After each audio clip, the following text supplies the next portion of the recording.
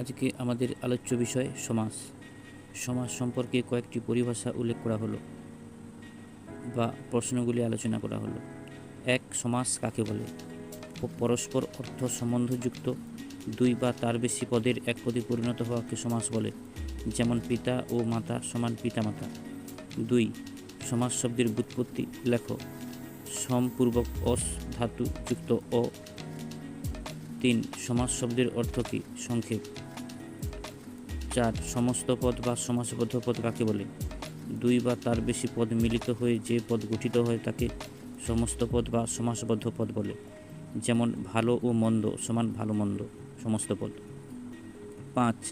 সমসমান পদ কাকে বলে? যে পদগুলি মিলিত হয়ে সমস্ত পদ বা সমাসবদ্ধ পদ গঠিত হয় তাকে সমসমান পদ বলে, যেমন ভালো মন্দ দুটি পদ হলো সমসমান পদ। ৬. পূর্বপদ কাকে বলে? সমস্ত পদ বা সমসমান পদের পূর্ববর্তী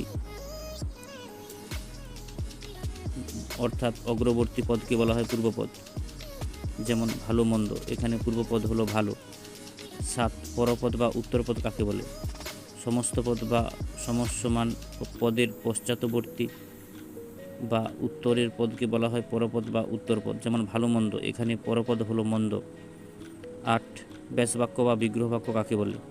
সমস্ত পদ বা সমাসবদ্ধ পদকে বিশ্লেষণ করার জন্য যে বাক্য বা বাক্যাংশের প্রয়োজন হয় তাকে ব্যাসবাক্য বা বিগ্রহ বাক্য বলে, যেমন ভালো মন্দ, এখানে ব্যাসবাক্য হলো ভালো ও মন্দ।